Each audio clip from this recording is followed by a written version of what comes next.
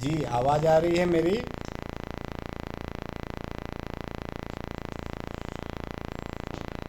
चलिए, धन्यवाद।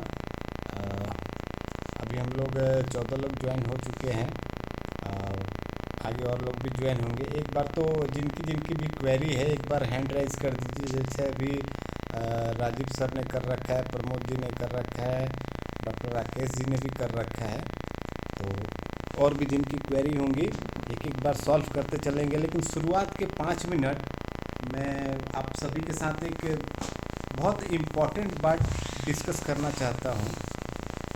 नॉर्मली हम लोग जब देखते हैं, हम में से जितने भी लोग हैं, अगर कहीं ना कहीं प्रैक्टिस कर रहे हैं तो हमारे पास डायबिटीज़ वाले लोग आते हैं जिनको कि शुगर की प्रॉब्लम है, और हम उनको ट्रीटमेंट देते हैं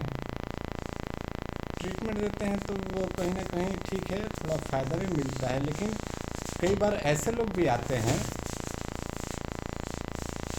जिनको हाई यूरिनेशन की प्रॉब्लम है, मतलब उनको पेशाब करने के लिए बार बार जाना पड़ता है। अक्सर बहुत सारे डायबिटीज़ वाले पेशेंट में ये देखने को मिलता है। तो हम नॉर्मली डायबिटीज़ को ठीक करने के लिए एडवांस डायबिटिक ट्रीटमेंट है वो देते हैं, और बस सोचते हैं कि चलो डायबिटीज़ ठीक हो जाएगा। तो ये बात ठीक है कि हम एडवांस डायबिटिक ट्रीटमेंट देते हैं, उससे इंसुलिन तो धीरे धीरे बनना स्टार्ट हो जाएगा, अधिक मात्रा में बनने लगेगा, तो ग्लूकोज का लेवल डाउन आ जाएगा। लेकिन ये जो यूरिन के लिए बार बार जाना पड़ रहा है, ध्यान से सुनिए, यूरिन के लिए जो बार बार जाना पड़ रहा है, कोई भी ऐसा डायबिटिक पेशेंट हमारे पास आता है जिसको कि शुगर की प्रॉब्लम है और उसको यूरिन पास करने के लिए बार बार जाना पड़ता है,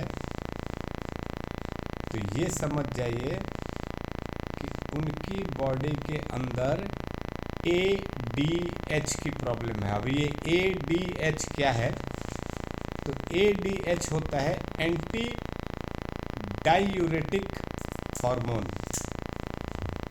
मतलब इस हार्मोन का काम है, एक बार बात करते हैं एंटी डायूरेटिक हार्मोन। हार्मोन मतलब तो समझ में आ गया। डायूरेटिक मतलब पेशाब ज़्यादा आना, ज़्यादा से ज़्यादा पानी को अपने शरीर से बाहर निकालना, इसी को कहते हैं डायूरेटिक। और एंटी मतलब उल्टा, मतलब एक ऐसा हार्मोन जो पेशाब को शरीर से बाहर नहीं जाने देता ज़्यादा मात्रा में, उसको एंटी डायूरेटिक हार्मोन कहते हैं या ADH कहते हैं।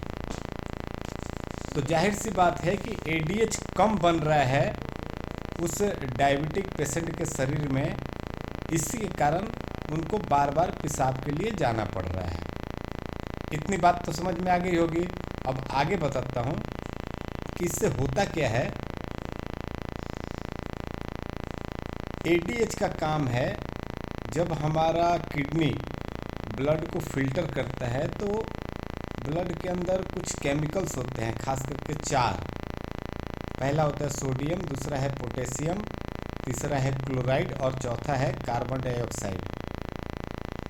ये चारों केमिकल हमारे बॉडी से कितना ज़्यादा बाहर निकलेंगे या कितना ज़्यादा रुकना है, ये काम ADH का है। तो ADH अगर कम बनेगा तो ये सारी चीज़ें हमारे शरीर से बाहर निकलने लगती है। तो यदि कोई हमारे पास ऐसा डायबिटीज़ का पेशेंट आता है जिसको बार बार यूरिन के लिए जाना पड़ता है, तो समझ जाना है कि शरीर के अंदर ADH जो हार्मोन है वो कम बन रहा है। अब उसको एक्टिवेट करना है। तब एक्टिवेट करने के लिए हमें समझना पड़ेगा कि ये ADH कहाँ बनता है भाई, तभी तो हम उसको ज़्यादा या कम कर सकते हैं ना। हमें पता है कि रोटी हमारे किचन में बनती है, तो अगर कम रोटी बनवाना है तो किचन में जाके मना करना पड़ेगा, ज़्यादा रोटी बनाना है तो किचन में जाके बताना पड़ेगा। अगर हम बेडरूम में बैठ के बोलें कि आज रोटी कम बनानी है तो काम तो फिर होगा नहीं, वो तो किचन में जाके बताना पड़ेगा। तो वैसे हमें ये पता होना चाहिए कि आखिर ये ADH बनता कहाँ है, कैसे बनता है। तो ये जो ADH है ये हमारे हाइपोथैलेमस में बनता है, और हाइपोथैलेमस में बनता है तो हाइपोथैलेमस को एक्टिवेट करने के लिए अपना न्यूरोथेरेपी का जो पॉइंट है वो है 6 मेडुला। तो हमें 6 मेडुला पहले देना पड़ेगा। अच्छा, हाइपोथैलेमस बनता तो है, लेकिन ऐसा नहीं होता कि बना और ब्लड में चला गया, काम करने लगा ना। वो बनने के बाद हमारे पिट्यूटरी ग्लैंड में स्टोर होता है। अभी पिट्यूटरी ग्लैंड में 2 पार्ट होते हैं, एंटीरियर और पोस्टीरियर, मतलब आगे का और पीछे का। तो जो पीछे का हिस्सा है, पोस्टीरियर जो है, वहाँ पे जाके ये स्टोर होता है। तो जब भी किसी डायबिटीज़ के पेशेंट में हाई यूरिनेशन की प्रॉब्लम आती है, तो हम जब भी एडवांस डायबिटिक ट्रीटमेंट देंगे उसके पहले हमें 6 मेडुला 2 पैरा ये देना पड़ेगा। ये 2 पैरा जो है ये पोस्टीरियर पिट्यूटरी को एक्टिवेट करता है एडीएच रिलीज़ करने के लिए। हमने कई बार high blood pressure, low blood pressure की बात की है, तो लो ब्लड प्रेशर में एक बात करते हैं हम लोग, वेसोप्रेसिन, जो नसों को सिकोड़ता है। लो बीपी है तो उसको हाई करता है। ये वेसोप्रेसिन का नाम ही है एडीएच। नॉर्मली एडीएच नहीं बन रहा तो क्या हो रहा, पेशाब ज़्यादा आ रहा है तो ब्लड प्रेशर लो हो जाएगा। ज़्यादा पानी, अगर फ्लूइड, ज़्यादा लिक्विड शरीर से बाहर निकल गया तो ब्लड प्रेशर लो हो जाएगा। तो वैसे कंडीशन में हमें 2 पैरा देना पड़ता है। तो अगर किसी डायबिटिक मरीज को बहुत ज़्यादा यूरिनेशन हो रहा है तो उस मामले में भी हमें 6 मेडुला 2 पैरा देना पड़ेगा। तो उम्मीद करता हूँ ये छोटी सी जो अभी बात बताई मैंने पिछले 8-10 मिनट में, तो एडीएच के बारे में, डायबिटीज़ के बारे में, वेसोप्रेसिन के बारे में आप लोग को समझ में आया होगा। अब एक एक करके क्वेरी के ऊपर चलते हैं, क्योंकि बहुत सारे लोगों ने हैंड राइज कर रखा है। मैं एक एक करके बताता हूँ। राजीव जी, एक बार आप अनम्यूट हो जाइए।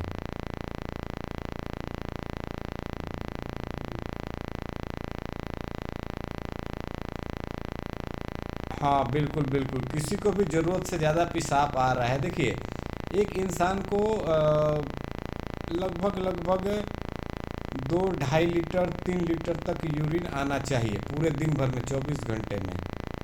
अगर उससे ज़्यादा आता है तो ये एक्सेस यूरिनेशन है। एक्सेस यूरिनेशन हो रहा है मतलब हमारे बॉडी के कुछ मिनरल्स तो बाहर निकल रहे हैं अनावश्यक रूप से। तो उसको रोकना अपना सबसे पहला मकसद होता है। तो उसके लिए हमें ये 6 मेडुला 2 पैरा का यूज़ करना पड़ेगा। एक मिनट, एक एक करके बात करेंगे ना तो सबकी बात पूरी हो पाएगी, नहीं तो ऐसे किसी की बात पूरी नहीं हो पाएगी। तो एक बार जो भी क्वेरीज आ रही है आप लोग कहीं नोट डाउन करके रखिए। एक एक करके हम लोग बात करते हैं तो सभी की बातें सफलतापूर्वक सुन करके उसको रिजॉल्व कर सकते हैं। तो अनिल जी, आप पहले बता रहे थे, आप बताइए।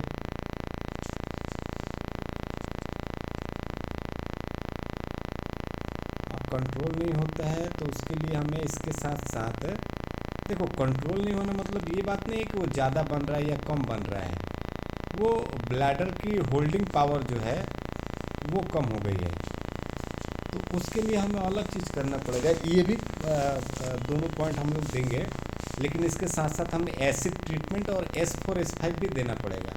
जिनको यूरिन होल्ड नहीं हो रहा, कई बार होता है ना, छींकते समय, खांसते समय यूरिन निकल जाता है या बहुत ज़्यादा देर तक रुक नहीं पा रहे हैं, तो वो एसिडोसिस की प्रॉब्लम है। हाँ, ये दोनों पॉइंट हम लोग देंगे, 6 मेडुला और 2 पैरा, तो ये भी इफ़ेक्टिव रहेगा, ये काम करेगा। लेकिन इसके साथ साथ हमें एसिड और S4 S5 भी देना पड़ेगा।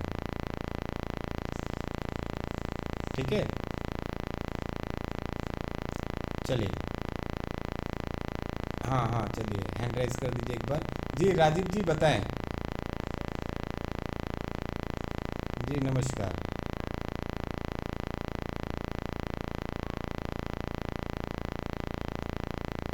हम्म।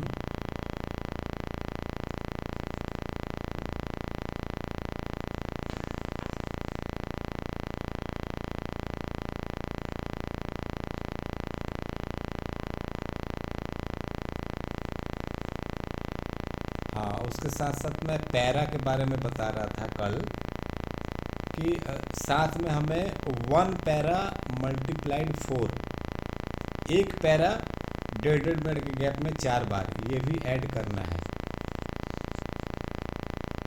ठीक है। हाँ, 2 पेन तो देना ही है, 2 पेन देना है, 1 पॉइंट लीवर 6 बार देना है, 2 पेन भी 6 बार देना है, उसके साथ साथ 1 पैरा 4 बार देना है। अभी 1 पैरा हम लोग अननेचुरल ग्रोथ में 4 बार क्यों देते हैं, इसके ऊपर अभी इतना डिस्कस करेंगे तो बहुत लंबा सेशन हो जाएगा। मैं इसके ऊपर एक छोटा सा वीडियो बना के कल यूट्यूब पे अपलोड कर दूंगा कि हम लोग 1 पैरा मल्टीप्लाइड 4 जो देते हैं ये क्या काम करता है। ठीक है, चलिए। जी जी बताइए।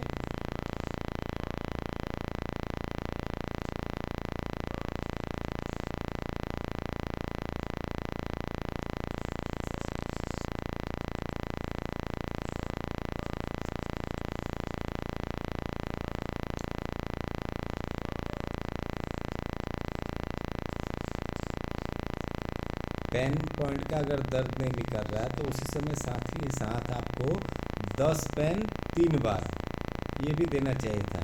देखिए, हर एक पॉइंट का दर्द निकालने का अलग अलग टेक्निक होता है। जैसे पैनक्रियाज के पॉइंट में दर्द हो रहा है तो उसको कैसे निकालेंगे, ये मेरे को लगता है काफ़ी टाइम पहले हमने एक सेशन किया था कि किस पेन पॉइंट में दर्द है तो उसको कैसे निकालेंगे, पैनक्रियाज वाले पॉइंट में दर्द है तो उसको कैसे निकालेंगे, गैस ओनली में दर्द है तो कैसे निकालेंगे, गैस आई में दर्द है। तो पैनक्रियाज के पॉइंट में दर्द है तो कोई भी ट्रीटमेंट देने के पहले 10 पेन 3 बार दे दीजिए, वहाँ का वो दर्द निकल जाएगा। ठीक है, चलिए एक चीज़ और बता रहा हूँ। आप सभी में से कोई भी एक बंदे को रुको, मैं पहले देख लेता हूँ किसको बताऊँ कि सिंसियरली कर दो आप लोग। अभी जैसे मैंने बात कही ना कि वो 1 पैरा के ऊपर एक मैं वीडियो बना के सेंड कर दूंगा, और ये पेन पॉइंट का दर्द कैसे कैसे निकाल सकते हैं, ये दोनों चीज़ मेरे को कल सुबह 10 बजे के पहले कोई एक आप लोग में से कोई भी मैसेज करके मेरे को व्हाट्सएप करके याद दिला दीजिएगा कि सर ये 2 चीज़ की वीडियो आपने सेंड करनी है, तो मैं कल ही ये वीडियो बना करके सेंड कर दूंगा आप सभी को। ठीक है, चलिए आगे बढ़ते हैं। जी प्रमोद जी, आप एक बार अनम्यूट हो जाइए। जी नमस्कार, बताएं।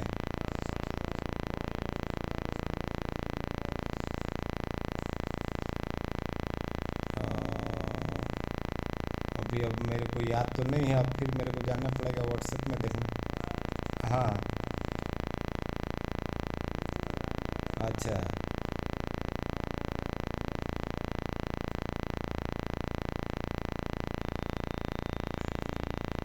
अच्छा। हम्म,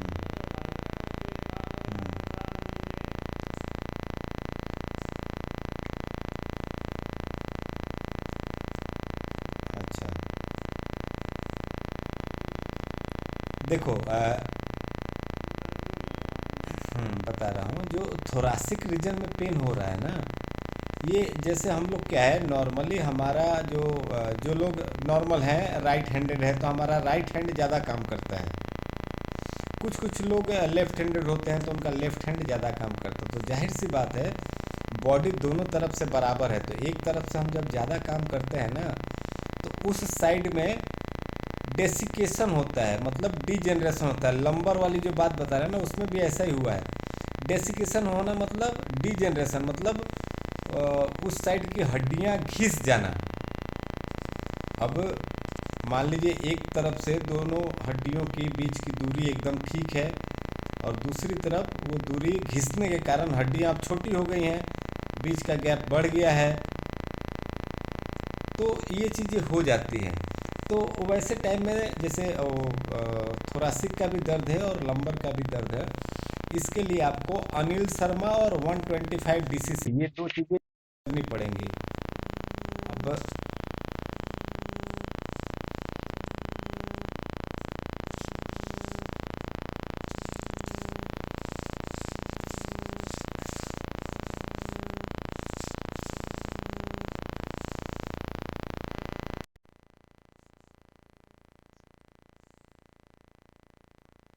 ये पता नहीं क्यों क्लास के टाइम में ही इतना ज़्यादा फ़ोन आता है ना। चलो खैर छोड़ो। ये जो आवाज़ आ रही है मेरी? प्रमोद जी, प्रमोद जी,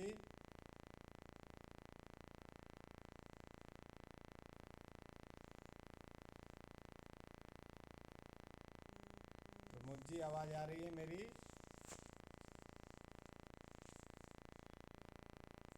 एक बार अनम्यूट हो जाइए।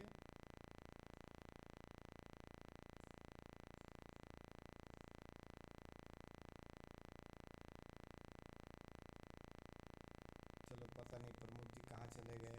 आप लोग बाकी में से कोई एक बार अनम्यूट होकर बताइए, आवाज़ आ रही है मेरी?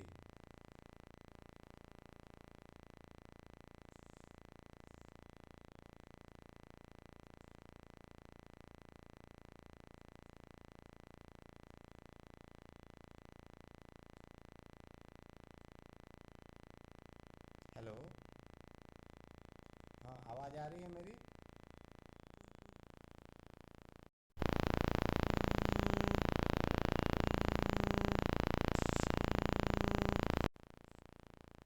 हेलो।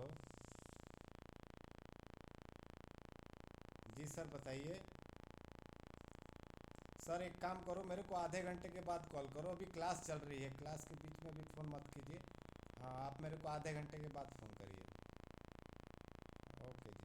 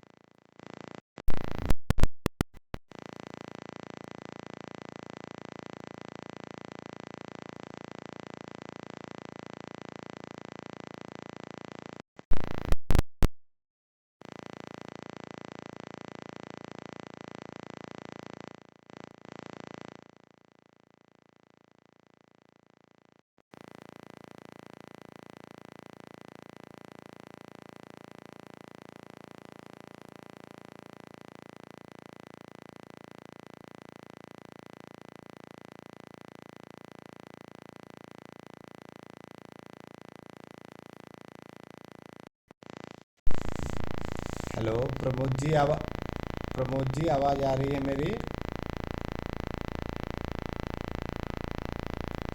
हाँ। अब क्या बताऊँ, ये क्लास के टाइम में यार दिन भर लोगों को समय नहीं मिलता, ये क्लास के टाइम में ही फ़ोन सबका आता है। चलो कोई नहीं। अब क्या बता रहा था मैं भी भूल गया। प्रमोद जी एक बार फिर से रिपीट कर दो। हाँ, डी जनरेशन वाला। तो ये जो डेसिकेशन होता है, डी जनरेशन होता है, जैसे थोरासिक रीजन में भी हो रहा है और लंबर रीजन में भी हो रहा है। तो ऐसे लोग जो अपने एक साइड का बहुत ज़्यादा इस्तेमाल करते हैं, जैसे खास करके स्पोर्ट्समैन हो गए या आर्मी पर्सन हो गए, तो इन लोगों को हो जाता है। तो इसके लिए आपको सबसे पहला काम तो यही करना है कि अनिल शर्मा ट्रीटमेंट और 125 DCC, ये दोनों तो देना ही देना है, ठीक है। बाकी साथ में जो भी फिजिकल पॉइंट्स वगैरह है वो दीजिएगा। लेकिन डी जनरेशन में बहुत ज़्यादा फिजिकल पॉइंट्स देने की आवश्यकता नहीं है। जैसे थोरासिक रीजन में है और लंबर में है तो आपने फिजिकल पॉइंट में ऑर्गन क्लियरेंस दे दिया, बस हो गया। या फिर L5S1 घिसाई आपने कर दिया, हो गया। बस इतना ही करेगा, बहुत ज़्यादा फिजिकल पॉइंट मत दीजिएगा, ठीक है।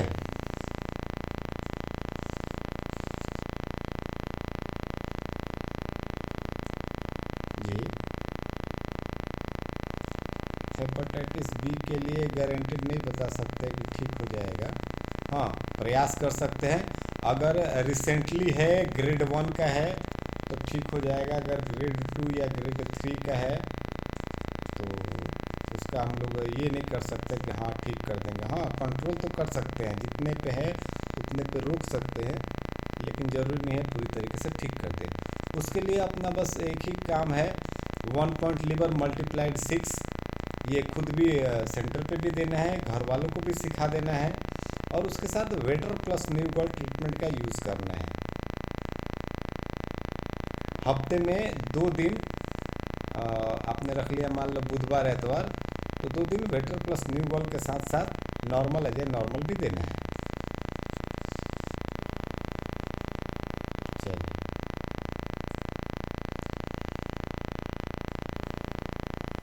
और आप दे सकते हैं अगर कमर में या स्पाइन से रिलेटेड कोई दर्द है, कमर में दर्द है, पीठ में दर्द है, गर्दन में दर्द है, तो दे सकते हैं। ऐसे क्वाडा इक्वना प्लस दे करके कोई फ़ायदा नहीं होने वाला है हेपेटाइटिस बी में। चलिए, ओके जी। चलिए आगे बढ़ते हैं जी। राकेश मैम, चलो राकेश जी तो पहले ही अनम्यूट हो गए जी, बताएं।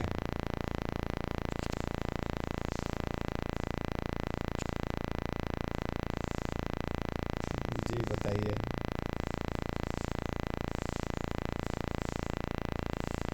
अच्छा,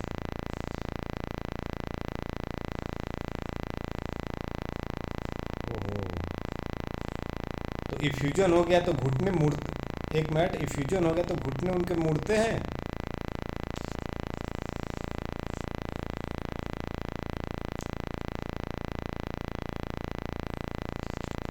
अच्छा जी। हेलो,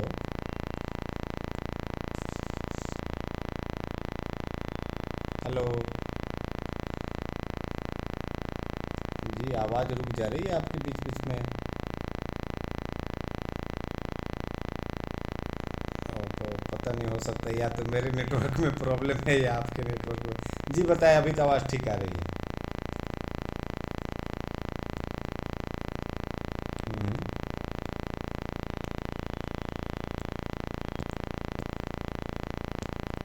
वाह। अच्छा, कौन?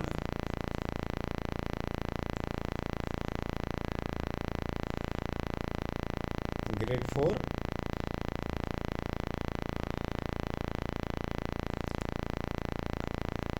अच्छा, कॉन्ड्रोमेलेसिया जो पटेला है वो ग्रेड 4 का है।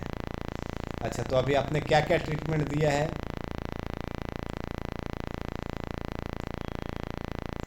जी बताइए।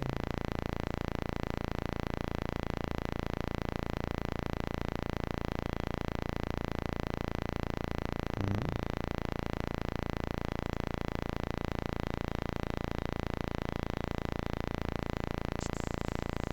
मतलब कहीं भी जख्म बन गया तो वो जल्दी क्योर नहीं होता है? Hello, hello. हाँ, मतलब कहीं भी जख्म बन गया तो वो क्योर नहीं होता है।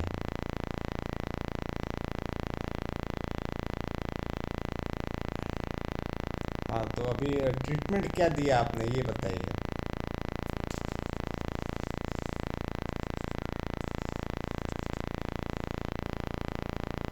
बिल्कुल एकदम सही ट्रीटमेंट दिया था। मैं बाकी लोगों के लिए भी बताना चाहता हूँ कि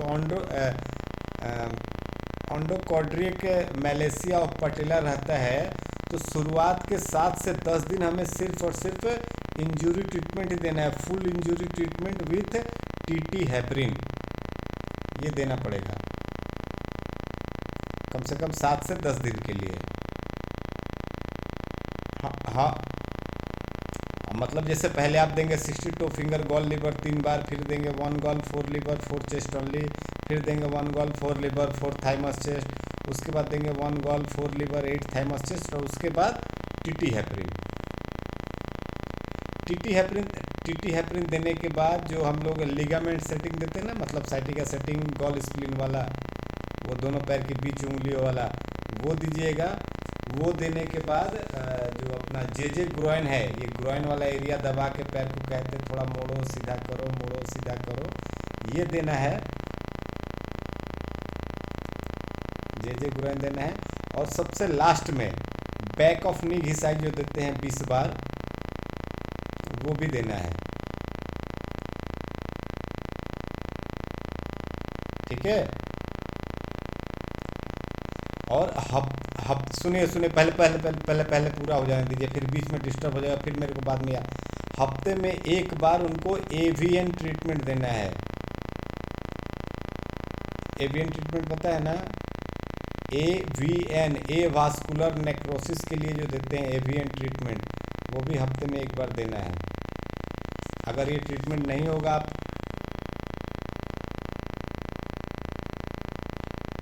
चलो फिर मेरे को कल 9 बजे के बाद एक बार याद दिला देना मैसेज करके कि सर एवीएन का ट्रीटमेंट भेज दीजिए। मैंने बुक जो फार्मूला वाली बुक है, मैंने कितनी बार, आज भी शायद भेजा है मैंने ग्रुप में, सारे ग्रुप में मैंने सेंड किया है। हाँ, ये बात कही कि ढूंढने में थोड़ा टाइम लगेगा।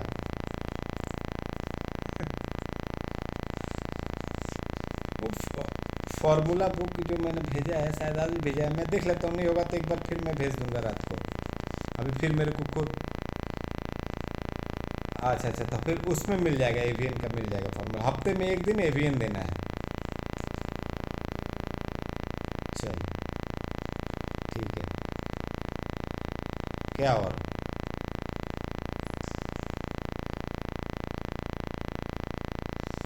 हाँ, इफ्यूजन इसी से ठीक होगा, इंजरी ट्रीटमेंट से ही ठीक होगा। इफ्यूजन मतलब क्या हो गया, आके दो चीज़ें एक साथ जुड़ गई।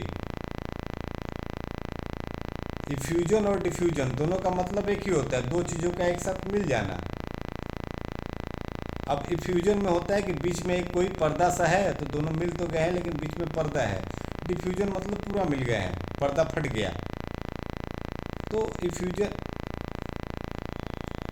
हाँ, तो वही तो है ना, वो बीच में है अभी, लेकिन वो दोनों पास में आ गए हैं। तो ये चीज़ को करिए, आप ठीक हो जाएंगे।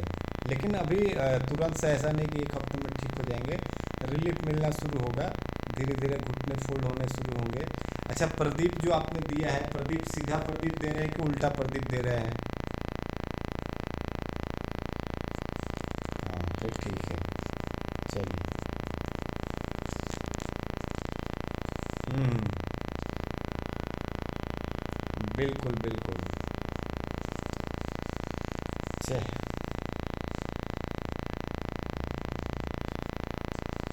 हाँ जी हाँ जी हाँ जी, वो इंजरी ट्रीटमेंट जो आप, बाकी लोग एक बार म्यूट हो जाइए।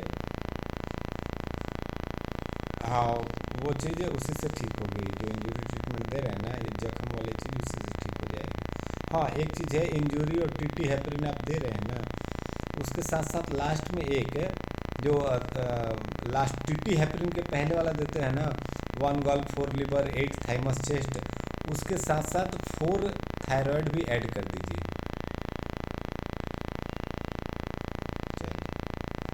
चलिए आगे बढ़ते हैं। पीयूष जी एक बार अनम्यूट हो जाइए।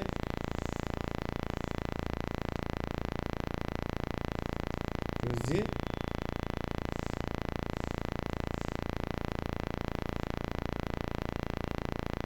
महेंद्र प्रताप जी एक मिनट रुक जाइए, पीयूष जी से एक बार बात कर लूँ। जी पीयूष जी बताइए।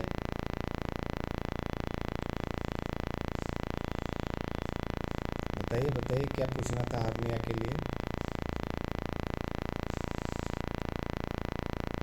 अच्छा,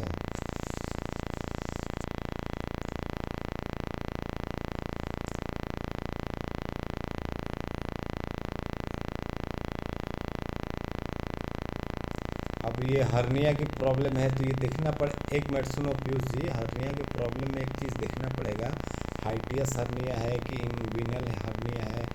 तो इनका सोनोग्राफी का क्या चीज़?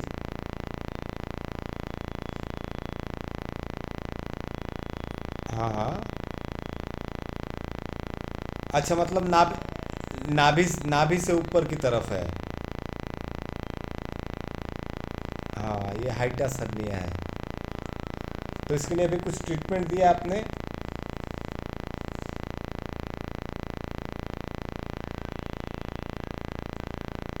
ये किसने बताया कि हर्निया के प्रॉब्लम में नॉर्मल अजय नॉर्मल देना है? कहीं आपने पढ़ा था क्या?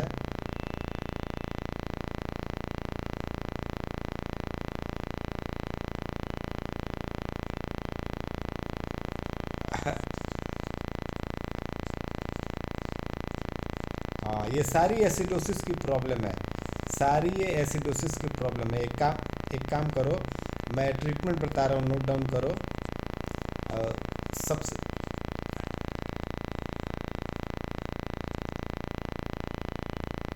सबसे सबसे पहले तो इनको एसिड ट्रीटमेंट फार्मूला देना है, लेकिन एसिड फार्मूला देंगे एडीआर वाला या चेस्ट ओनली वाला नहीं, थाइमस वाला देना है।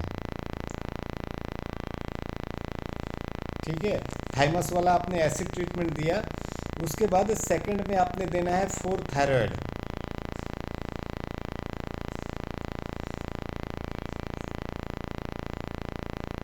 नहीं, पहले इतना इतना आप पहले सुनो सुनो सुनो सुनो, इतना पहले आप नोट कर लो, उसके बाद मेरे को बाकी डिटेल्स बताना। अभी तक जो भी चीज़ें आपने बताई, वेरिकोस वेन का प्रॉब्लम है, हाइटस हर्निया है, तो इसके हिसाब से नोट कर लो, फिर मैं आगे बताता हूँ आपको। पहला तो एसिड ट्रीटमेंट देना थाइमस के साथ, सेकंड में आप 4 थायराइड देना, थर्ड में आप देना ए हेपरिन। लेकिन जब ए हेपरिन देना तो याद रखना, लास्ट में जो 4 चेस्ट ओनली देते हैं ना, वहाँ पे 4 थाइमस चेस्ट देना है।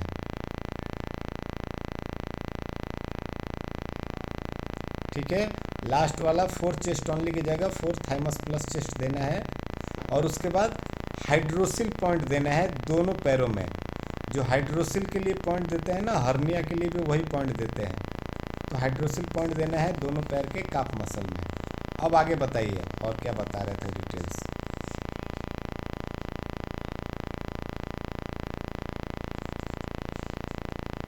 हम्म, हम्म।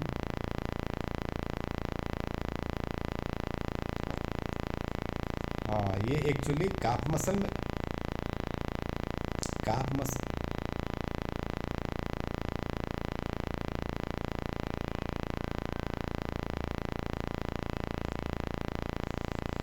हम्म,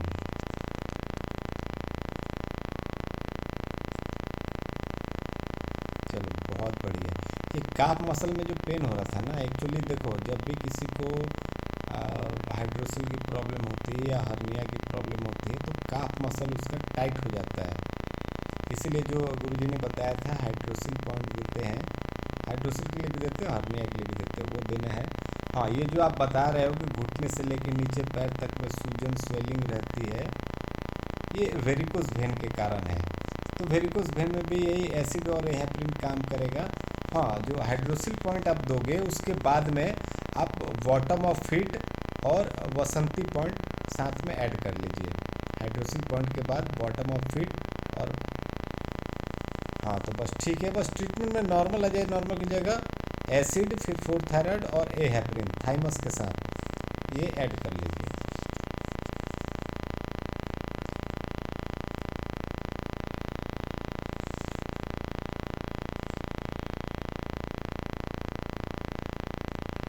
हम्म।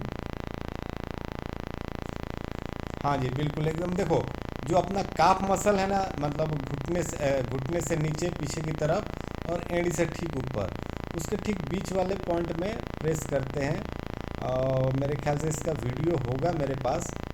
अम, अगर आपको कंफर्म नहीं पता है तो कल मेरे को, अभी जितनी सारी चीज़ें हमारे डिस्कस हुई कि कल कल कल कल, तो ये कल एक बार सारी चीज़ें मेरे को याद दिला दीजिए, क्योंकि मैं अभी नोट डाउन नहीं कर रहा हूँ ये सारी चीज़ें, तो मेरे को पता नहीं, शायद याद नहीं रहेगा। तो एक बार ये मेरे को फिर से आप लोग रिमाइंड करा दीजिएगा कल। मैं हाइड्रोसिल पॉइंट का वीडियो बना के कल सेंड कर दूंगा। और एक बात चलते चलते कह रहा हूँ कि समय समाप्त होने वाला है। अगर सेशन बीच में ख़त्म हो, 1 मिनट रुक जाओ पीयूष जी, अगर सेशन बीच में ख़त्म हो जाता है तो फिर से इसी लिंक पे रीज्वाइन करेंगे हम लोग। और बाकी जिनका जिनका भी क्वेरी बच गया है, आप लोग एक बार फिर से हैंड राइज कर दीजिएगा। जी बताओ पीयूष जी अब।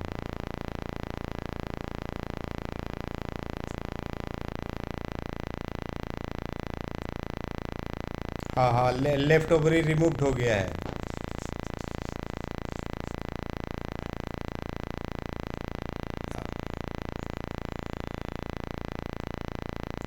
हम्म, उनका ट्रीटमेंट का कितने बजे करते हो आप?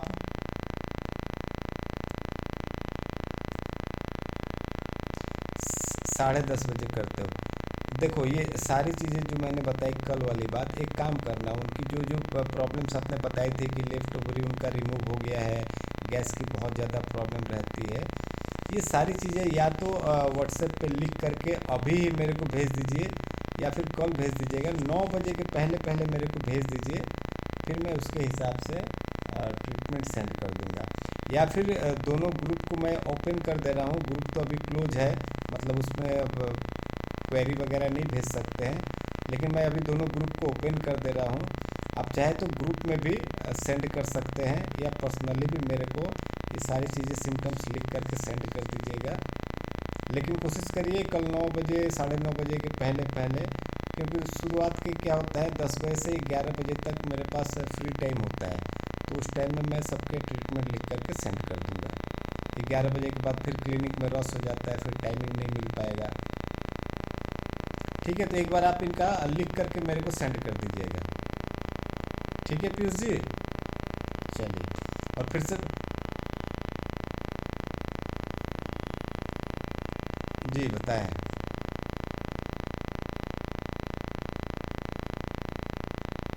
हम्म, हम्म,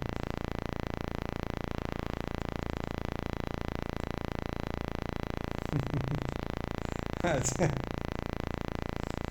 बिल्कुल इंजरी है, तभी तो मैंने बताया कि थाइमस देना पड़ेगा और थायराइड भी देना पड़ेगा।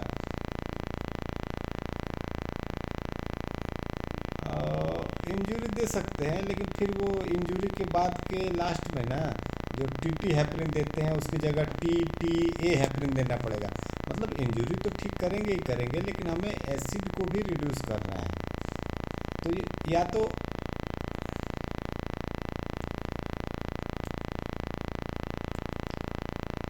पहले दे सकते हैं, पहले इंजरी दे दीजिए, तो फिर इंजरी में लास्ट में टी हेपरिन नहीं दीजिए, सिर्फ इंजरी जहाँ तक है वहाँ तक दे दीजिए। और सबसे लास्ट वाले में ही 1 गॉल 4 लीवर 8 थाइमस चेस्ट है, उसी में 4 थायराइड ऐड कर दीजिए। उसके बाद फिर एसिड ट्रीटमेंट दीजिए और थाइमस के साथ, और उसके बाद फिर ए हेपरिन दे दीजिए थाइमस के साथ। चलिए, ठीक है चैतन्य जी। पीयूष जी बताइए और कुछ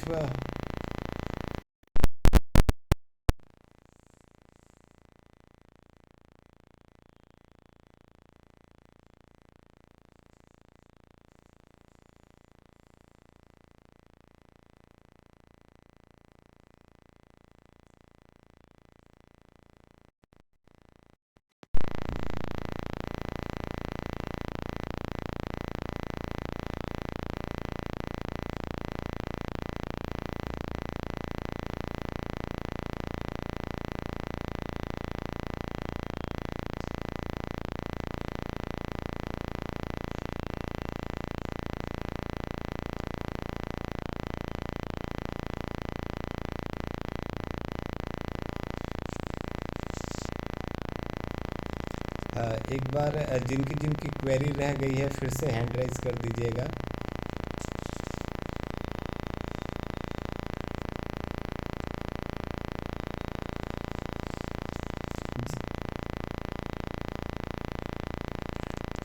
जी बताइए।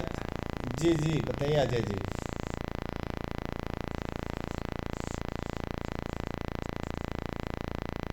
अच्छा। हम्म। अच्छा।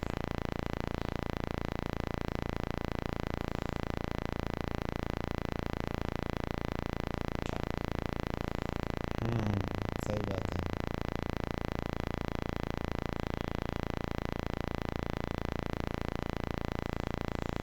हम्म।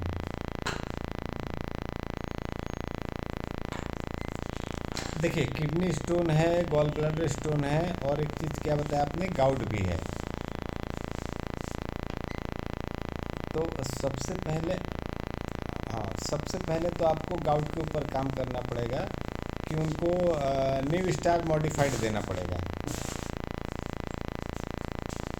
ठीक है। उसके बाद है कि चाहे गॉल ब्लैडर का स्टोन है या किडनी का स्टोन है, वो एक्सेस कैल्सिफिकेशन के कारण हुआ है, तो वहाँ से कैल्सिफिकेशन को रिड्यूस करने के लिए सेकंड में आपने 4 पारा देना है। 4 पारा जब भी अकेले देते हैं तो वो कैल्शियम को हटाने का काम करता है। उसके बाद 3 नंबर पे आपको देना है 12 लीवर 6 एडीआर।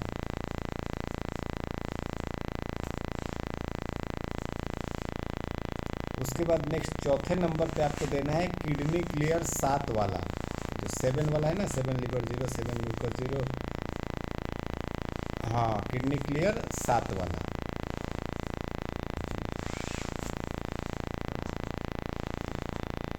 हाँ जी, हाँ जी, हाँ जी, हाँ जी, हाँ जी। ये करने के बाद लास्ट बता रहा हूँ अनिल जी, एक मिनट थोड़ा सा सब्र रखें, तभी इसीलिए दोबारा सेशन मैंने स्टार्ट किया कि सबके सवाल का जवाब ही बताऊँ। ये करने के बाद लास्ट में आपने जे हैपरिन को छोड़ करके कोई सा भी हैपरिन देना है। उसमें सबसे अच्छा रहेगा जी heparin, 30 medulla 8 pain 7 liver 8 chest only. ठीक है। अभी जो अनिल जी ने बात पूछा कि 12 लीवर और 6 एडीआर क्या काम करेगा, तो ये लॉजिक भी समझना ज़रूरी होता है। 12 लीवर जब भी हम देते हैं ये कोलिक एसिड के लिए देते हैं। कभी आप गूगल पे सर्च करोगे या यूट्यूब पे कहीं सर्च करोगे तो कोलिक एसिड के विषय में पता चलेगा। हमारा लीवर कंटिन्यूअसली कोलिक एसिड बनाता है, क्योंकि क्या होता है जब हम लोग जब कोई फैट वाली चीज़ खाते हैं, वो डाइजेस्ट होने के बाद फैटी एसिड बनता है, लीवर में जाता है, लीवर उसको कोलेस्ट्रॉल बनाता है और वो बाइल के साथ गॉल ब्लैडर में ले जाके स्टोर कर देता है, और साथ में थोड़ा सा कोलिक एसिड भी भेजता है, ताकि ये कोलेस्ट्रॉल आपस में चिपक के स्टोन ना बन जाए, सख्त ना हो जाए। जब ये लीवर सही तरीके से कोलिक एसिड नहीं बना पाता है, तभी गॉल ब्लैडर में स्टोन होता है। तो ये 12 लीवर जो देते हैं हम लोग कोलिक एसिड बनाने के लिए देते हैं। और चूंकि गॉल ब्लैडर में स्टोन बन गया है तो वहाँ पे इन्फ्लामेशन भी हो जाता है। अगर कहीं भी स्टोन बना, चाहे गॉल ब्लैडर में बने, किडनी में बने, पैनक्रियाज में बने, कहीं भी स्टोन बनेगा तो वहाँ पे इन्फ्लामेशन ज़रूर होगा। तो ये इन्फ्लामेशन को दूर करने के लिए 6 एडीआर देते हैं। ठीक है अनिल जी, चलिए।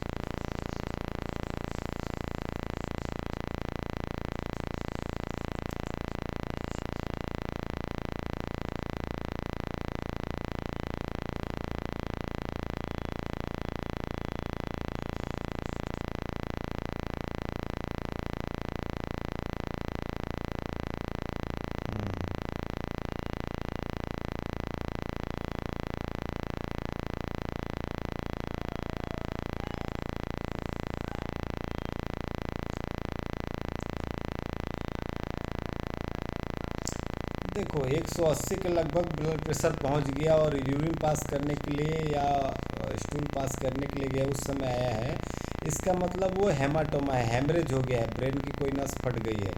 तो शुरुआत के 10-12 दिन तो भले एमआरआई हो चाहे नहीं हो, आंख बंद करके 10-12 दिन फुल इंजरी ट्रीटमेंट देना है। टीटी हेपरिन नहीं देना, उसमें सिर्फ और सिर्फ इंजरी ट्रीटमेंट देना है।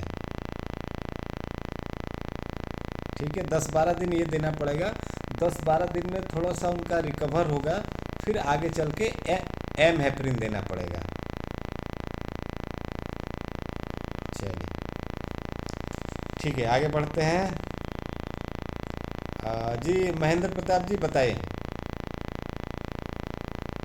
जी नमस्कार जी। जी बिल्कुल ठीक हूँ, बताएं आप।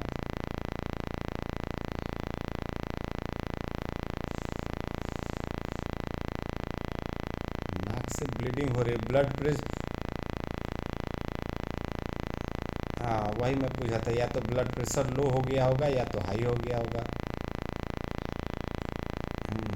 उसके कारण वो क्या होता है ना, नेजल नक्सीर जिसको कहते हैं ना, वो फट गई है और वहाँ से ब्लीडिंग हो रही है। तो उनको अभी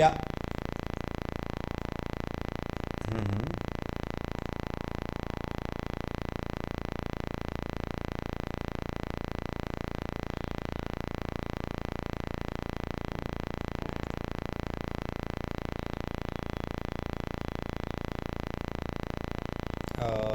पी हेपरिन नहीं देना चाहिए। देखिए कहीं भी खून जब शरीर से बाहर निकल रहा है तो वहाँ पे कोई भी है, किसी भी चीज़ के साथ दिया हो सर, जब भी खून निकलने की बात होती है ना, तो वहाँ पे हेपरिन नहीं देते हैं। आपने 30 मेडुला जो दिया वो तो ठीक है, वो अंदर के जख्म के इन्फ्लामेशन को ठीक करेगा, बीपी को भी डाउन में लेके आएगा। लेकिन पी हेपरिन नहीं देना था, उसकी जगह आप दीजिएगा 1 gall 4 liver 8 thymus plus chest, लिख लीजिए 1 गॉल 4 लीवर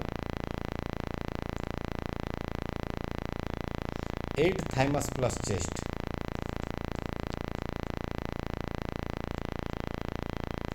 और इसी तरह जब आपने लास्ट में किडनी क्लियर भी दिया ना, तो किडनी क्लियर में भी देना है 7 लीवर 0, लिख लीजिए 7 म्यूकस 0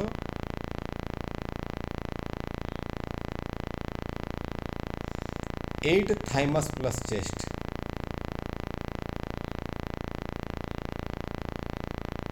हाँ, इसके साथ साथ उनका जो बीपी के कारण ये चीज़ हुआ था, तो लास्ट में एक होता है कोल्ड ट्रीटमेंट 10 मेडुला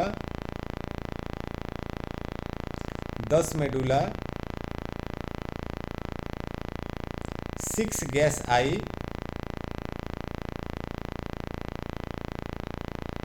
3 गॉल,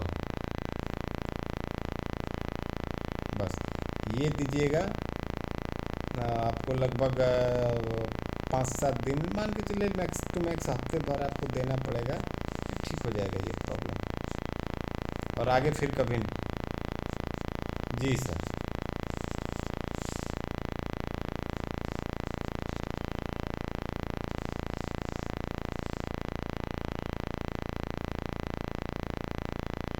चलिए बहुत बढ़िया, अपन ट्रीटमेंट देते हैं फ़ायदे के लिए ही।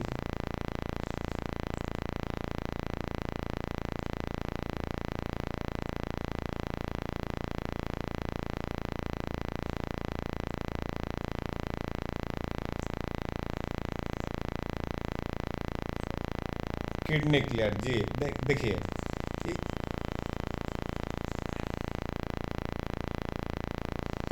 स्किन से जुड़ी हुई, चमड़ी से जुड़ी हुई कोई भी बीमारी है, कोई भी प्रॉब्लम है, चाहे जो वाइट स्पॉट है, ल्यूकोडर्मा है, चाहे एक्जिमा है, सोराइसिस है, इन्फेक्शन है, कुछ भी है, स्किन से जुड़ी हुई कोई भी प्रॉब्लम है, तो उसमें बेटर प्लस न्यूगॉल और किडनी क्लियर, ये दोनों बहुत अच्छा काम करता है।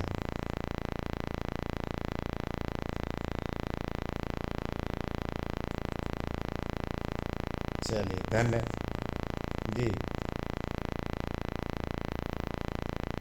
हम्म,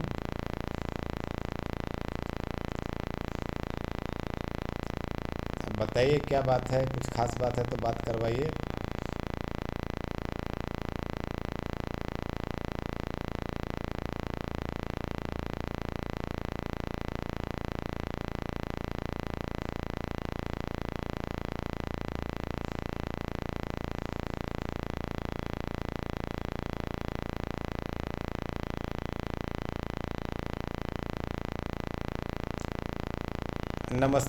नमस्ते जी, क्या नाम है आपका? चलो बहुत बढ़िया। और क्या करते हो आप अभी? चलो बहुत बढ़िया है। और कुछ खास बात करनी थी क्या? पापा बोल रहे थे कि बेटे से एक बार बात करवानी है, बताओ कुछ खास बात हो तो।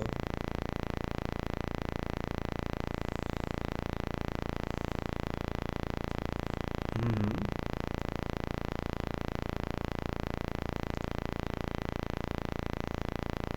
अच्छा, तो एक काम कीजिए, इसके लिए इसको थोड़ा 5 मिनट समय निकाल करके एसिड ट्रीटमेंट दीजिए। एसिड ट्रीटमेंट के साथ साथ ये जो पाइल्स का ट्रायंगल होता है, वो ट्रायंगल दिया कीजिए। हाँ, पाइल्स ट्रायंगल, एसिड ट्रीटमेंट देने के बाद पाइल्स ट्रायंगल। अगर ये अभी अगर अभी नई नई प्रॉब्लम शुरू हुई है तो हफ्ते भर में ठीक हो जाएगा। अगर बहुत दिन पुराना है, सालों पुराना है, तो हो सकता है आपको 2-3 हफ्ते या 1 महीना लग जाए, इससे ठीक हो जाएगा। चलिए ओके जी, आगे बढ़ते हैं। झुमुर मैम, एक बार अनम्यूट हो जाइए। गुड इवनिंग जी, बताएं।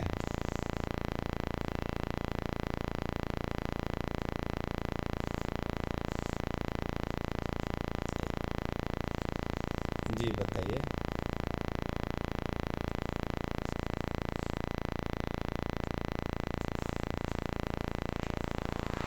हम्म।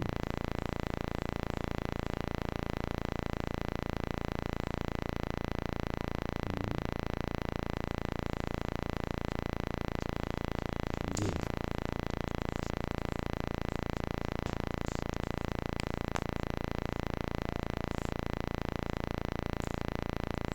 अच्छा, कोई बात नहीं।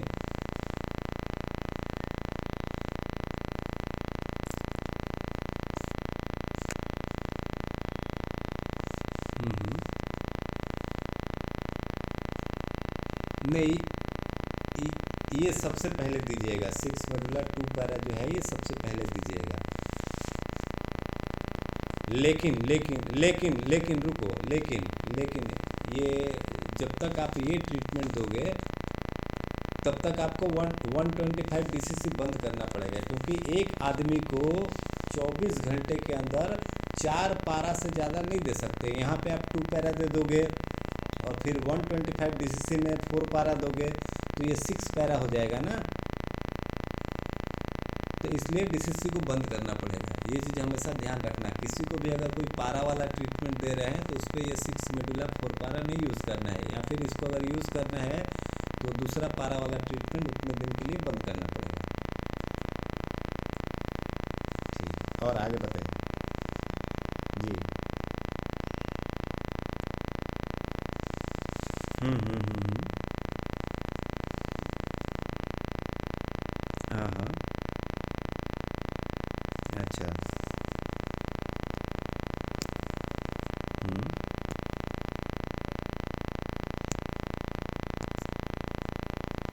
हम्म। हम्म।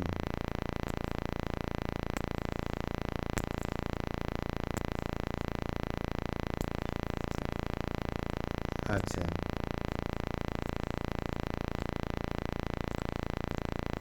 नहीं, उसमें थोड़ा सा चेंज करना है।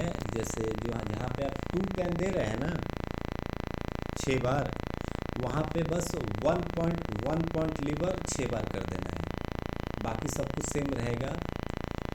2 पेन की जगह में 1 पॉइंट लीवर 6 बार करना पड़ेगा।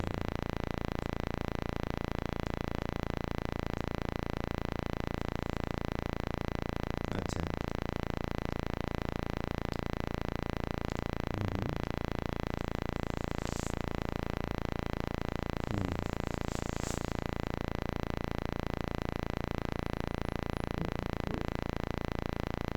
अच्छा।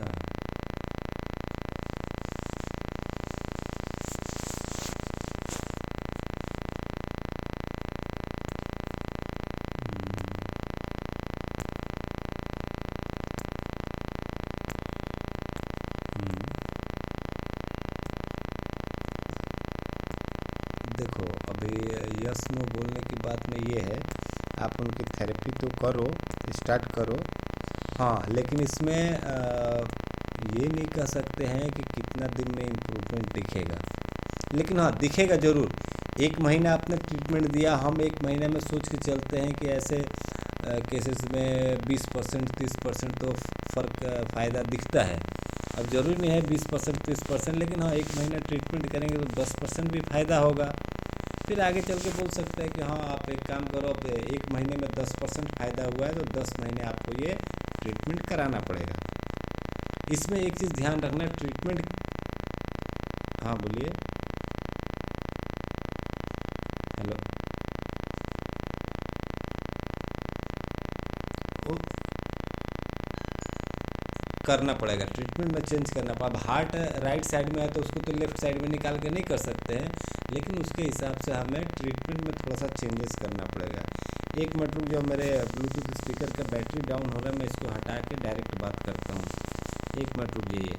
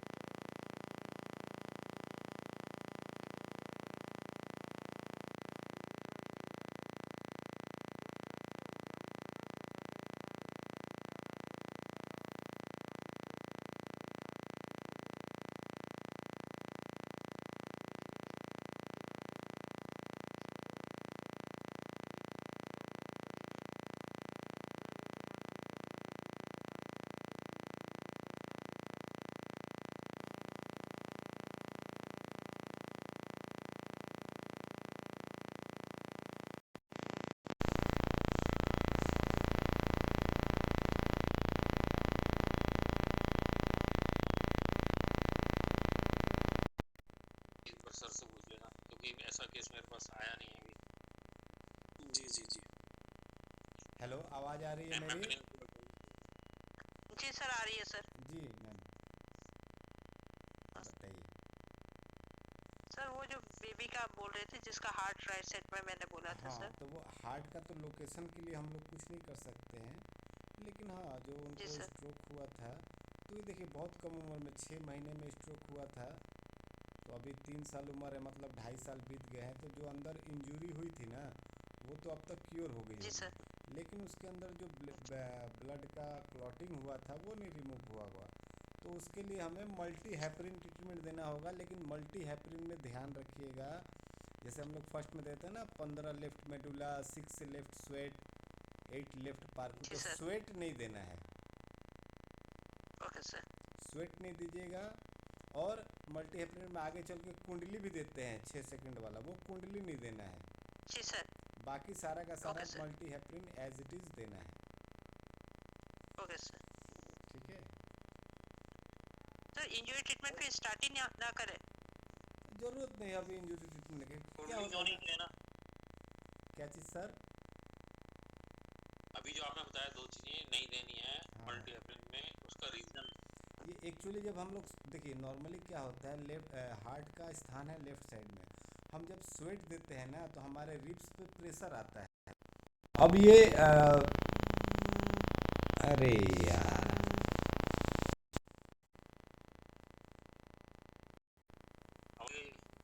हेलो हेलो, ये आवाज चली गई थी बीच में। अभी आ रही आवाज़? जी सर। ये पता नहीं यार लोगों को क्या बेचैनी होती है, रात को 9:30 बजे भी चैन नहीं है, फ़ोन किए जा रहे लोग। चलो ठीक है। तो खैर ये स्वेट जो देते हैं ना तो रिब के ऊपर प्रेशर आता है। अभी क्या है, हार्ट राइट साइड में आ गया है, राइट साइड में लीवर भी होता है, राइट साइड में ज़्यादा ऑर्गन होते हैं, तभी हार्ट लेफ्ट साइड में होता है। अभी हार्ट भी राइट साइड में आ गया है, तो स्वेट इसलिए नहीं देंगे क्योंकि उस पर रिब पे प्रेशर आएगा तो उससे कुछ प्रॉब्लम क्रिएट हो सकती है, इसलिए स्वेट नहीं देंगे। कुंडली जो 6 सेकंड वाला मैंने बताया नहीं देना है, ये स्नोफिल के लिए देते हैं। स्नोफिल जो है ये लिम्फेटिक वेसल के ऊपर काम करता है।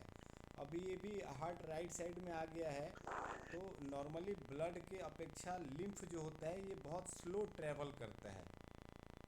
हमारा ब्लड 1 घंटे में जितना ट्रैवल करता है, लिम्फ जो है 13 घंटे में उतना ट्रैवल करता है। तो ये स्नोफिल जो है ये लिम्फेटिक वेसल की स्पीड को बढ़ाता है, तो इसलिए कुंडली जो है 6 सेकंड वाला उसमें 4 बार देते हैं या 8 बार देते हैं, वो नहीं देना है। ठीक है, ओके सर। सर इसमें एक चीज और आपने बताई थी, 4 पैरा, एक व्यक्ति को 4 पैरा से ज्यादा नहीं देना चाहिए एक दिन अगर में। कोई गलती से दे दे तो उसका। अब देखिए हाँ, एक दिन में गलती से कोई दे 4 तो पैरा गलती से दे दे तो उसका क्या रिजल्ट होगा और मतलब परिणाम? अब देखिए एक दिन गलती से दे दिया तो उससे कोई विस्फोट नहीं होने वाला है, लेकिन अगर लगातार कुछ एक दिन तक 7 दिन 10 दिन लगातार ऐसा कर दिया, किसी ने 6 पारा 8 पारा दे दिया, तो उनको ब्रेन में हैमरेज हो सकता है, इसलिए नहीं देना है। क्योंकि वो ब्लड वेसल जो है ना इतना ज़्यादा डायलेट हो जाएगा, इतना ज़्यादा ढीला हो जाएगा कि वो ढीला होकर फट सकता है। तो अभी जाहिर बात है हाथ पैर में तो फटेगा नहीं, क्योंकि यहाँ की मजबूत होती है, ब्रेन के अंदर वाली या हार्ट के अंदर वाली बहुत एकदम बारीक होती है, तो वहाँ पे हैमरेज हो सकता है, इसलिए नहीं देते हैं। Thank you. चलिए ठीक है, आगे बढ़ते हैं। अनीता मैम एक बार आप अनम्यूट हो जाइए। हाँ जी, good evening sir. Good evening जी। हाँ सर, मैंने ये पूछना था कि अस्थमा के लिए मैं ट्रीटमेंट दे रही हूँ, जो पेशेंट मैंने। हेलो अनीता जी, आवाज़ चली गई आपकी, एक बार अनम्यूट हो जाइए। हेलो। हाँ जी मैम बोलिए। हाँ जी सर, आवाज़ आ रही है? हाँ अभी आ रही है। हाँ जी सर। सर एक पेशेंट है जो अस्थमा के लिए ट्रीटमेंट मैं उनको दे रही हूँ, तो आपने बताया था कि उनको हफ्ते में एक बार अपना न्यूट्रल और normal as a normal treatment भी देना है, जी बिल्कुल। तो जो ट्रीटमेंट देना है तो वो अस्थमा ट्रीटमेंट के मतलब साथ में ही दे सकते हैं या मतलब जैसे सुबह या शाम कुछ ऐसे मतलब टाइम में गैप रखना है? देखिए, साथ में तो नहीं देना है। जी। पहली बात तो ये है कि न्यूट्रल नॉर्मल जो नॉर्मल देना है उस दिन खाली वही दो। और अगर दोनों देना है तो अगर पॉसिबल हो तो सुबह शाम कर लो, मतलब 4 घंटे का गैप होना चाहिए कम से कम। ओके। जो अस्थमा का ओके सर। ट्रीटमेंट दिया आपने, मतलब अगर ये देती हूँ तो फिर उस दिन या तो वो अस्थमा वाला नहीं देना है, नहीं तो फिर सुबह या शाम में ऐसे कर सकते हाँ हैं हाँ मतलब। हाँ हाँ, बिल्कुल बिल्कुल। ठीक है। हेलो। हाँ जी मैम, आवाज़ नहीं आ रही क्या मेरी? हाँ जी सर, बीच में आवाज कट रही थी, अभी आ रही। नहीं, वही चीज़ है। अगर एक ही दिन में देना भी है तो 4 घंटे का गैप रख के दे सकते हैं, और नहीं तो एक दिन स्किप कर दीजिए जी। अस्थमा वाला ट्रीटमेंट। ओके, और ये मतलब हफ्ते में अभी एक ही बार देना है या मतलब डेली भी दे सकते हैं कुछ मतलब? अगर 4 घंटे का गैप रख सकते हैं तो डेली भी दे सकते हैं। मतलब सुबह आप अस्थमा का दे दीजिए, शाम को ये न्यूट्रल नॉर्मल अजय नॉर्मल दीजिए, या सुबह न्यूट्रल नॉर्मल अजय नॉर्मल दे दीजिए, शाम को अस्थमा का दे दीजिए। अगर 4 घंटे का गैप रख सकते हैं तो आप रेगुलर हर रोज़ भी दे सकते हैं। ओके। Okay sir. हाँ जी सर, उनको अभी मतलब 2 हफ्ते के करीब अभी हो रहा है, मतलब 12-13 दिन हो गया है, तो थोड़ा उनको आराम है उसमें। तो मतलब वो आ रहे हैं रेगुलरली और थोड़ा उनको रिलीफ भी लग रहा है। चलिए, तो अच्छी बात है ना, रिलीफ लग रहा है तभी आएंगे, तभी ठीक हाँ होंगे। जी। हाँ जी सर। चलिए। सर एक छोटी सी क्यूरी थी। जी। अगर सर हाइपरटेंशन के पेशेंट को चलते हुए सांस फूलती है तो अथीरो अपना अजाइना ट्रीटमेंट के साथ सर किडनी क्लियर देते हैं, तो सर किडनी क्लियर का प्रोटोकॉल पहले करना है या हेपरिन के बाद तो दे नहीं सकते ना सर? नहीं, हेपरिन के बाद ही देना है, 5 मिनट रुक के। जैसे लास्ट में आपने पी हेपरिन या ए हेपरिन दिया, उसके ठीक है बाद सर। 5 मिनट रुक करके फिर किडनी क्लियर देना है, 5 मिनट का उल्टा गैप। किडनी क्लियर देना ना सर? हाँ जी, हाँ जी। उल्टा क्लियर देना ना सर, क्योंकि उसमें दोनों उनके वो डायलोस्टिक और सिस्टोलिक दोनों ही बड़े रहते हैं। हाँ, नहीं, दोनों ही देना होता है, एक बार सीधा भी देना है, एक बार उल्टा भी देना है। अच्छा सर, अच्छा सर, अच्छा सर। एक बार तो 7 लिवर ठीक है, जीरो ठीक है 7 म्यूकस जीरो ऐसा वाला देंगे, और एक बार उल्टा करके देंगे 7 म्यूकस, पहले सीधा वाला देंगे फिर बाद में उल्टा वाला देंगे। ठीक ठीक है सर। अच्छा सर, एक अभी अनिल जी से भी डिस्कस हुआ था मेरा, उनको नहीं पता था, तो आप उस टाइम शायद उस पे थे, म्यूट पे थे सर। किसी की स्ट्रेस की वजह से ब्रेन की अगर नसें कमजोर हो जाएं, विटामिन B12 ठीक है, विटामिन डी, इनफैक्ट डी तो कुछ ज़्यादा ही है, तो उसमें, लेकिन उनको पिछले 8-10 साल से उनका ब्रदर एक्सपायर हो गया था, तो ब्रेन की नसें काफ़ी कमज़ोर होगी, सर में दर्द रहता है, उस वजह से चिड़चिड़ापन भी रहता है, लेकिन अब टेस्ट नॉर्मल आ रहे हैं उनके, तो सर उस केस में क्या दे सकते हैं उनको? उस केस में अभी कुछ ट्रीटमेंट दिया है आपने? ना, कोई ट्रीटमेंट नहीं दिया सर। हाँ, तो उसके केस में पेन पेपर है तो नोट डाउन कर लीजिए। ये बहुत अच्छा सवाल हाँ पूछा सर, आपने, बताइए। कि सारे जी मिनरल सर। सारे विटामिन ठीक है, फिर भी ब्रेन की जो नर्व्स है वो कमज़ोर पड़ रहे हैं, तो क्या करना चाहिए? तो उसके लिए हमें सबसे जी सर। पहले देना पड़ेगा 8 मेडुला मल्टीप्लाइड 3। ठीक है सर। उसके बाद हमें देना पड़ेगा एसिड ट्रीटमेंट, चेस्ट ओनली और 20 राउंड एरो वाला। ठीक है सर। और सबसे लास्ट में देना पड़ेगा एम हेपरिन।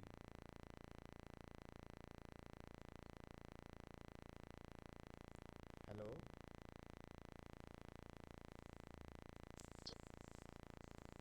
हेलो, आवाज़ नहीं 18 आ। मेडुला into 3, सेकंड क्या बताया सर आपने? पहला है 8 मेडुला मल्टीप्लाइड 3। सेकंड सेकंड में है acid treatment, chest only round arrow वाला। Acid treatment. जी, एसिड ट्रीटमेंट देना है, चेस्ट ओनली राउंड एरो वाला। और सबसे लास्ट में देना है एम हेपरिन। 20 राउंड एरो देंगे ना? हाँ हाँ, 8 चेस्ट ओनली 20 राउंड एरो। और उसके बाद लास्ट में M heparin. M heparin heparin तो मैंने ख्याल बोला ही था। एम हेपरिन देने के बाद लास्ट में देना है 3 नेकलेस। और 3 नेकलेस देने के बाद 17-18 ब्रॉडमैन एरिया घिसाई, ये देना है।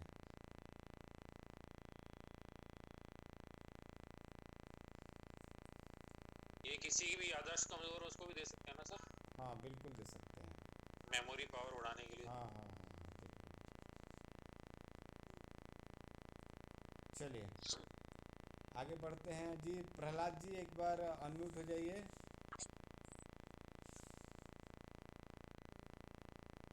सर किसी का विटामिन B12 बढ़ जाए तो सर उस केस में क्या हो जाता है सर, उसको भी दिक्कत होती है क्या? जी बिल्कुल होती है। विटामिन B12 की रेंज 1200 आ जाए सर। फिर तो बहुत दिक्कत होगी। देखिए एक चीज़ है, अगर कोई सा भी विटामिन्स हमारे शरीर के प्रिपरेशन के लिए बहुत ज़रूरी है, लेकिन कोई भी विटामिन्स अगर बढ़ जाए तो हमारे मसल्स में या हड्डियों में या जॉइंट्स में स्टिफनेस आने लगेगी, टाइट होने लगेंगे। कई बार केमिकल इम्बैलेंस भी हो जाता है, केमिकल्स भी गड़बड़ हो जाते हैं। तो बट इसमें घबराने वाली बात नहीं है, इसको ठीक करना आसान है। कोई भी केमिकल अगर ज़रूरत से ज़्यादा हो जाता है तो क्या करना चाहिए, हमें सोमेटोस्टेटिन को याद रखना चाहिए। टू पेन बिल्कुल। कोई भी चीज़ अगर ज़रूरत से ज़्यादा बन रही है तो सोमेटोस्टेटिन ही हमारे नैया को पार लगा सकता है। तो उसके लिए बस 2 पेन मल्टीप्लाइड 6 इसको याद रखना है। नमस्कार सर। जी बताइए प्रहलाद जी। हेलो। जी बताइए। सर वो जो वाइट डिस्चार्ज का जो प्रॉब्लम था, यूरिन इन्फेक्शन, वो तो ठीक हो गया था सर, लेकिन पीरियड होने के बाद फिर 4-5 दिन बाद फिर शुरू हो गया। हाँ तो ये चीज़ है ना, उनके पीरियड के टाइम में इन्फेक्शन हो रहा है, रिलैक्सिन हार्मोन नहीं बन रहा है। ये कंटिन्यू 3-4 साल से चालू है यही। कोई नहीं, तो एक काम करिए, अभी फिर से वो प्रॉब्लम वाइट डिस्चार्ज का शुरू हो गया है, तो फिर से जो ट्रीटमेंट आपने दिया था वो देना है। अब इसमें ध्यान ये रखना है कि पीरियड जब भी स्टार्ट होने वाला रहेगा उससे एक हफ्ता पहले आपने उनको वायरल ट्रीटमेंट देना है। एक हफ्ता पहले वायरल ट्रीटमेंट देना है। वायरल के साथ साथ आप फुल इंजरी भी दे सकते हैं। वायरल के साथ इंजरी? लेकिन वो हेपरिन नहीं देना है, कोई टीटी हेपरिन सर आप injury TT heparin viral? TT heparin नहीं देना है।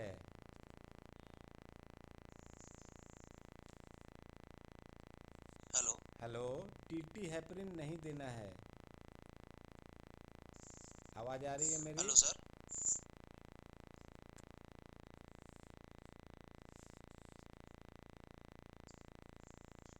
हेलो।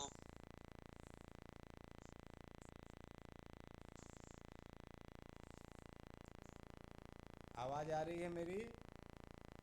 हाँ सर आ भी आ रहा है, इतना देर से नहीं आ रहा। हाँ वायरल देना है और फुल इंजरी देना है, टीटी हेपरिन नहीं देना है। टीटी हेपरिन नहीं देना है? हाँ कोई भी हेपरिन नहीं सर देना है। इंजरी क्यों देना सर? थाइमस देना है इन्फेक्शन को दूर करने के लिए। अब चाहे वायरल में दीजिए चाहे इंजरी ट्रीटमेंट, नाम के लिए इंजरी है। इंजरी मतलब चोट लग गया उसी में काम नहीं आएगा। मेरे को बुखार हो गया, अगर वायरल इन्फेक्शन है तो उसमें भी इंजरी ट्रीटमेंट काम करेगा। ठीक है सर, ठीक है, थैंक यू। इंजरी और नाम सर दिया। अभी फिर क्या दें? क्या चीज़? अभी सर क्या दें? अभी वही जो आप दे रहे थे, एडवांस जेनेटिक ट्रीटमेंट दीजिए। ट्रीटमेंट दे? हाँ एडवांस जेनेटिक। सर ये कितना दिन दे? अभी आप उनको 7 दिन या 10 दिन दीजिए, ठीक है। उसके बाद उनको बंद कर दीजिएगा। उनको बोलिएगा फिर कि पीरियड्स जब आने वाला है उसके एक हफ्ता पहले फिर से आना। पीरियड के एक हफ्ते पहले से वो वायरल और इंजरी ट्रीटमेंट देना स्टार्ट कीजिए एक हफ्ता के लिए। फिर और उसका सर बहुत दर्द करता है। सिर दर्द करता है तो उसमें आप एम हेपरिन दे सकते हैं। लेकिन ये वो पीरियड के टाइम में जब वायरल और इंजरी देंगे उस समय मत दीजिएगा। अभी जो एडवांस जेनेटिक देंगे ना, उसके साथ एम हेपरिन दे करके नेकलेस पॉइंट दीजिएगा।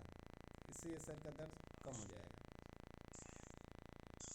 और एक क्वेरी था सर। जी बोलिए। सर एक पैरालिसिस पेशेंट है, तो सिलीगुड़ी एक नर्सिंग में एडमिट था। एडमिट होके वो मतलब एमआरआई करके डॉक्टर ने देखा तो उसको पहले का ट्यूमर बोलता है फूला हुआ था। तो बेंगलोर में वो ऑपरेशन किया था 4 साल पहले। अच्छा। वो फिर पेशेंट को बेंगलोर ले गया, बेंगलोर लेके जाके वही प्लेट फिर दिखाया डॉक्टर को। तो डॉक्टर बोलता है नहीं, पहले का ट्यूमर एकदम ठीक है, अभी कुछ नहीं है। उसको उसको वीकनेस के कारण से उसको फिर कोई ये हाथ पैर कमजोर हो गया, लेकिन हाथ तो अभी एकदम चलता नहीं है, पैर थोड़ा बहुत चलता है। अच्छा सुनिए, नहीं एक चीज़ है, ये जो केस आप बता रहे हैं इसको मैं ऐसे नहीं बता सकता। आप मेरे को व्हाट्सएप पे एक बार उनका एमआरआई का रिपोर्ट सेंड कीजिए, ठीक है? आप मेरे को एक बार एमआरआई का उनका रिपोर्ट भेजिए, फिर मैं आपको बताता हूँ क्या केस है और क्या करना पड़ेगा। सर उसका जो बोल है ना वो भी ठीक नहीं है, अभी क्या? क्लियर नहीं है। अच्छा, आवाज़ क्लियर नहीं है? नहीं क्लियर हाँ। नहीं बोल सकता, हर बात नहीं बोल सकता। ये मैं 2 दिन शुरू हो गया, 2 दिन किया हुआ है। वो ऑपरेशन किया था बोला था, इसलिए मैं इंजरी दे रहा हूँ। मैं 2 दिन दिया, अच्छा मैं सोचा 6 दिन इंजरी दूँ, उसके बाद ये मल्टी एपरेंट चालू करूँगा। कोई नहीं, आप पहले एक बार उनका रिपोर्ट एमआरआई जो रिपोर्ट है ना पहले का अभी का जब भी है वो सब मेरे को भेजिए, उसके बाद ही इसको बताना ठीक है। ऐसे बता देंगे मल्टी हेपरिन दीजिए चाहिए दीजिए, जब वो बोल रहे ब्रेन में ट्यूमर था, अभी पता नहीं क्या कंडीशन है, हो सकता है एट्रोफी हो गया हो। तो एक बार मेरे को रिपोर्ट उनका जी सेंड कीजिए, फिर मैं बताऊँगा। जी सर, ठीक ठीक है, थैंक यू सर। चलिए। सर जो ये आपने सर गाउट वाला मेरे को ट्रीटमेंट बताया था सर, ये कितने दिन चलाना है? सेम टू सेम देखिए new star modified for para बारा लीवर 6 ADR किडनी क्लियर और ए या जी हेपरिन, क्योंकि उसको वेरिकोस वेन्स भी है तो ए हेपरिन दे देंगे सर। देखिए एक चीज़ है जो गाउट की प्रॉब्लम है और बाकी ये सब प्रॉब्लम है वेरिकोस वेन की, ये तो आप मान लो 2 हफ्ते देंगे, 2 हफ्ते में काफ़ी इसमें इम्प्रूवमेंट नज़र आएगा। लेकिन जो गॉल स्टोन है या किडनी स्टोन है, इसमें इतना जल्दी इसमें ऐसा थोड़े है कि आपको दिखेगा कि हाँ ये स्टोन पिघल गया। उसके लिए तो आपको सोनोग्राफी करानी पड़ेगी। तो ये जो स्टोन वाली प्रॉब्लम बिल्कुल है, बिल्कुल सर। स्टोन वाली प्रॉब्लम है, इसके लिए लंबा ट्रीटमेंट देना पड़ता है। गॉल ब्लैडर का स्टोन है तो उसमें तो 2.5-3 महीने, कुछ लोगों को उससे ज़्यादा भी देना पड़ता है। हाँ, किडनी स्टोन है तो वो लगभग 1 महीने देने से काफ़ी हद तक वो रिड्यूस होकर के छोटा छोटा होकर यूरिन के द्वारा निकलने लगता है। लेकिन गॉल ब्लैडर का स्टोन है उसके लिए तो कम से कम 3 महीने आपको रेगुलर करना पड़ेगा। ठीक है सर, ठीक है सर। चलिए, रिजॉइन होना है क्या टाइम पे होना? नहीं बस अब सर मेरा समाप्ति होने वाला है। एक बार सुनील जी आप अनम्यूट हो जाइए, बताइए। सर मैं सुनील बोल रहा हूँ, पूना से बोल रहा हूँ। जी बताएं। हेलो जी बताइए।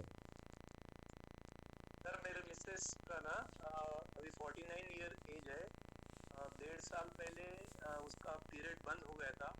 अभी 1.5 साल से अभी अचानक उसका पहले तो स्पॉट आया 2-3 दिन, और अभी हेवी फ्लो हो रहा है, बंद नहीं हो रहा है फ्लो।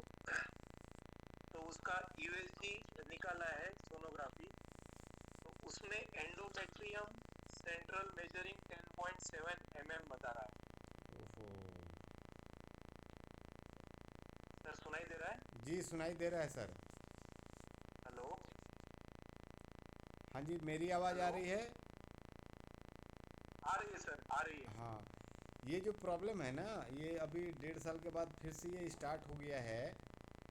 ये हाँ हार्मोनल जी। डिसबैलेंस हो गया है। एस्ट्रोजन, प्रोजेस्टेरोन और रिलैक्सिन हार्मोन का जो बैलेंस होता है वो गड़बड़ हो गया है, जिसके कारण ये फिर से एंडोमेट्रियम हाँ इतना जमा हो गया है। इसके लिए आपको HRT ट्रीटमेंट हाँ, पता है क्या? Hormonal replacement treatment, HRT HRT, okay. पता है आपको? अभी उन्होंने सर, डॉक्टर ने कहा कि इमीडिएट आपको ये करना है, क्लीन करना है, वो एंडोमेट्रियम जो लेयर है वो निकालना है करके। अच्छा, हेलो हाँ जी, आवाज़ आ रही है हेलो, मेरी? हाँ सर। हाँ देखिए, एक तो इजी वे मैं बता रहा हूँ। कि डॉक्टर बोल रहे हैं क्लीन करना है तो क्लीन करा लेंगे, ये ज़्यादा अच्छा रहेगा। और अगर आपको लगता है कि मैं 20-25 दिन वेट कर सकता हूँ, कंडीशन अभी उतनी सीरियस नहीं है, तो उनको 20-25 दिन के लिए HRT ट्रीटमेंट जो है, हार्मोनल रिप्लेसमेंट ट्रीटमेंट जो है, ये दीजिए। इससे उनका ये चीज़ सॉल्व हो जाएगा। अगर आपके पास HRT ट्रीटमेंट नहीं है तो जो अभी मेरे नाम के बगल में नंबर दिख रहा है, उस नंबर पे मेरे को अगर आप व्हाट्सएप करेंगे तो मैं HRT ट्रीटमेंट आपको भेज दूंगा। ठीक है गुरुजी। और ये नेपोथियन सिस्ट भी है उनके इन एंटीरियर लिप ऑफ सर्वाइकल। हाँ, वो सर्विक्स के नेपोथियन सर्विक्स के ऊपर में सिस्ट है, इसी के कारण ये हार्मोनल इम्बैलेंस हुआ है।